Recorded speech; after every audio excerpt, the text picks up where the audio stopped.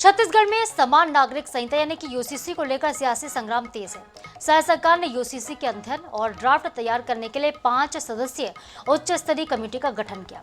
सरकार इसे संविधान की भावना और सामाजिक समानता की दिशा में एक बड़ा कदम बता रही, तो दूसरी तरफ विपक्ष इसे राजनीतिक एजेंडा और चुनावी प्रपंच बता रहा है। ऐसे में सवाल ये उठता है कि क्या यूसीसी वाकई में सामाजिक सुधार का रास्ता है या फिर ये राजनीतिक ध्रुवीकरण का एक नया मुद्दा बनने जा रहा है। रिपोर्ट देखिए।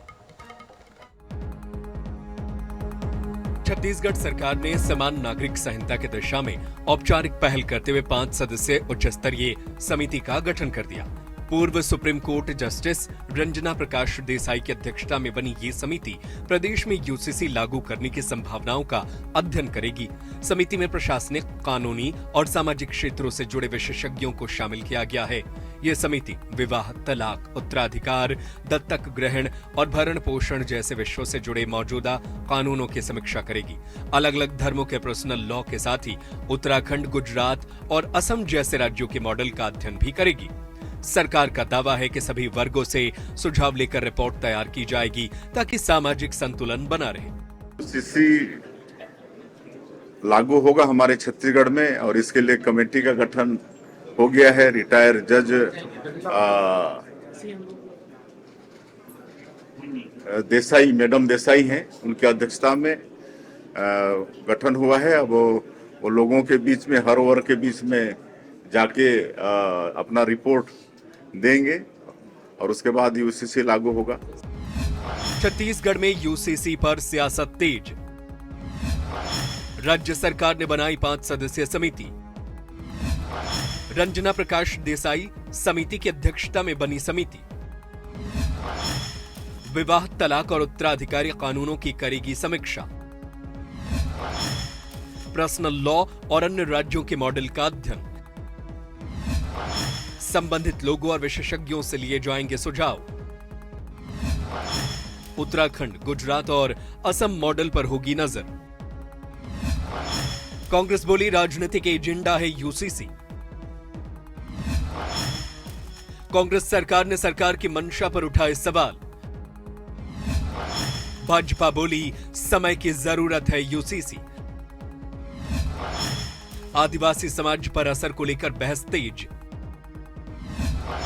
समिति के रिपोर्ट के बाद आगे बढ़ेगी प्रक्रिया। छत्तीसगढ़ में यूसीसी की पहल के साथ ही राजनीतिक आरोप प्रत्यारोप भी शुरू हो गए हैं। कांग्रेस ने इस मुद्दे को भाजपा का राजनीतिक एजेंडा बताते हुए सरकार की मंशा पर सवाल उठाए। कांग्रेस के पूर्व विधायक विकास उपाध्याय ने कहा कि भारत विविधताओं वाला देश है। समान नागरिक संहिता लागू करने से आदिवासी और ग्रामीण समाज पर असर पड़ सकता है। कांग्रेस का आरोप है कि सरकार जनता के असली मुद्दों से ध्यान हटाने के लिए यूसीसी का मुद्दा उठा रही है। वहीं भाजपा ने कांग्रेस के आरोपों को भ्रम फैलाने की राजनीति बताया है। उप मुख्यमंत्री अरुण साव का कहना है कि समान नागरिक संहिता संविधान के मूल सिद्धांतों के अनुरूप है। देश में समानता की दिशा में जरूरी कदम है। भारतीय संस्कृति अलग अलग विविधता और विभिन्न संस्कार परंपरा से चलता है। विभिन्न जातियां हैं, उनके अपने नियम कानून हैं, अपनी उनकी संस्कृति है, अपने संस्कार हैं। कहीं ना कहीं ऐसा मैं समझता हूं कुछ समूह और समाज के लोगों को नुकसान पहुंचाने के लिए जानबूझकर भारतीय जनता पार्टी इस प्रकार की चीजों को लाती है।